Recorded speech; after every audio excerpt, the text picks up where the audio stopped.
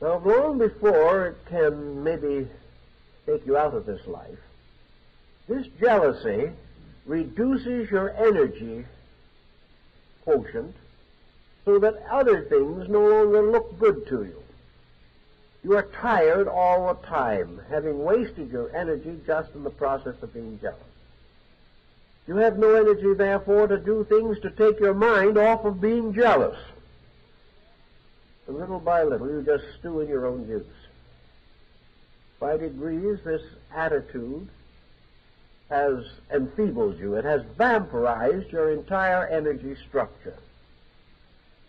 Now, everyone has a few of these, but when people alternate from day to day between jealousy, fear, grief, anxiety, envy, ambition, avarice, prejudice, where all of these patterns of complicated energy wasters will make a complete witch's brew within ourselves.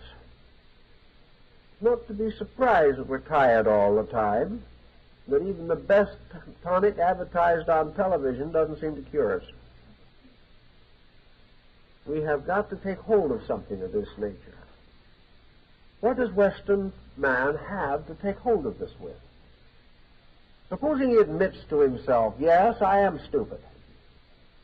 I'm doing all these things I shouldn't be doing. I know I shouldn't be jealous of people. I know I shouldn't be envious of the success of others.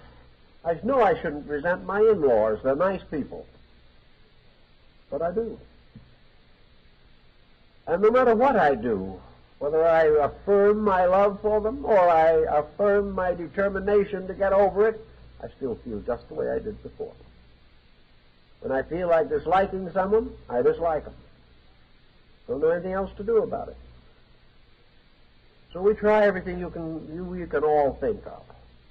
If they're religious people, maybe the family send them to the minister and have a long talk on the vice and horror of jealousy and how it might interfere with our ultimate rest in our heavenly home. We keep right on being jealous. At the moment, it is more fun to be jealous than it is to visualize the possibility of our heavenly home. And then there are so many other reasons why we may not make the heavenly home, but this is just one of a number of contributing causes. We have no answer. We can go under analysis for this. We can go to a psychologist who will ultimately become jealous of his money-making ability at our expense. We still will have the same attitude.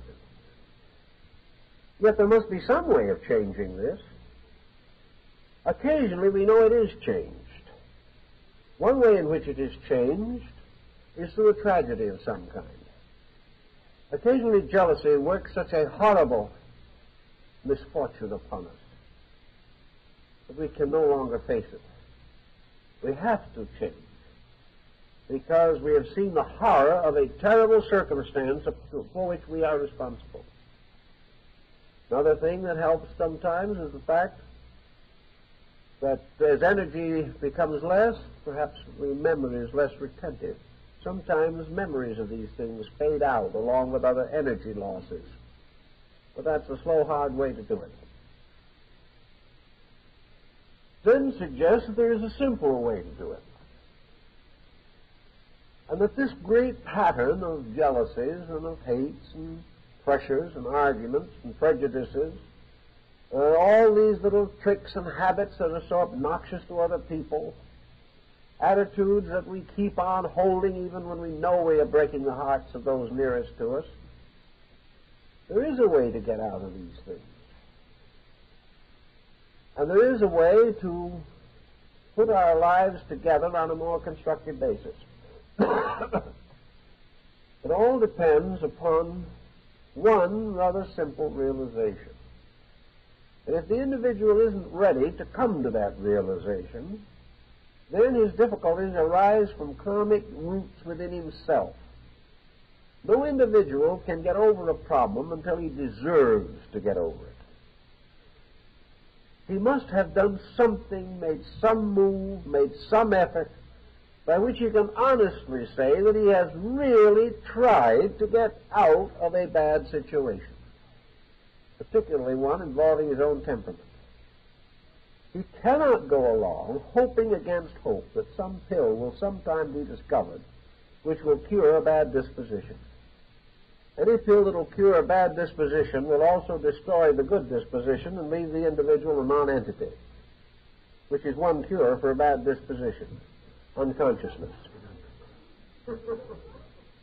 But there are ways in which we can do a little better.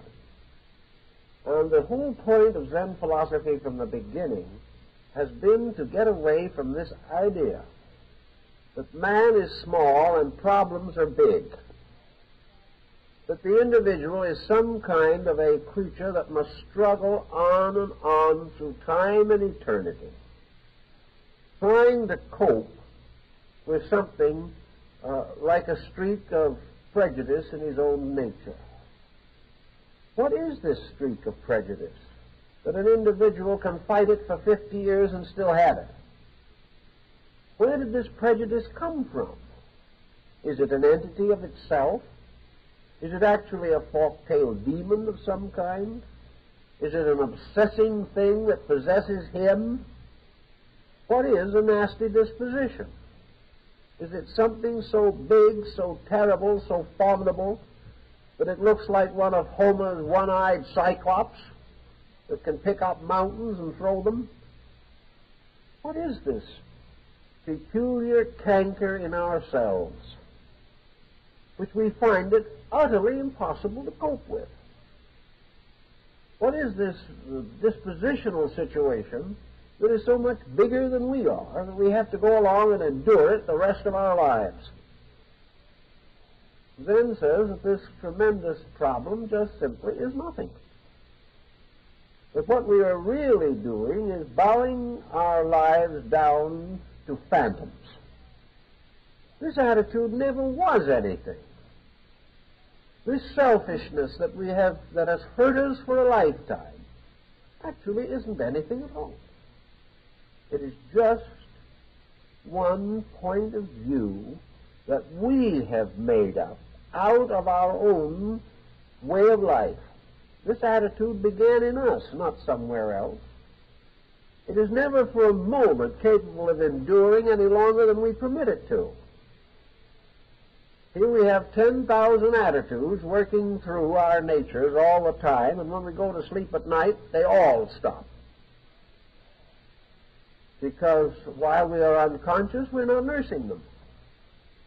While we are not aware of them, they do not exist. The moment we wake up in the morning, we carefully go through the ledger, gather them all up, and start again.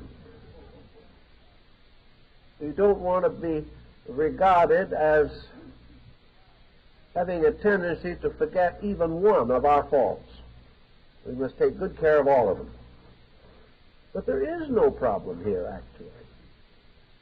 The only realization that is necessary in this whole problem is for man to know that all of his attitudes are the products of himself. They are not something so big and tremendous. They are merely born in his own nature. They are no more important to him than any other thought he thinks. They are simply the sequences of negative thoughts or negative emotions which he is using to excuse himself from something. He is using these negative things and holding on to them simply because in some way they comfort him. They excuse him. They make it possible for him to justify his own inadequacy. If he couldn't think of some excuse for being inadequate, he would have to face the fact, and that is what he doesn't want to do.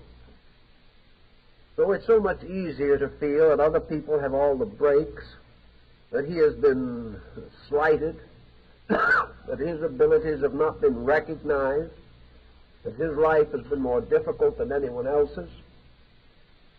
All these things add up to explanations and excuses why the individual has not carried his own personal life with dignity. So all this evasion problem is simply a way of anesthetizing the true basic character of the person.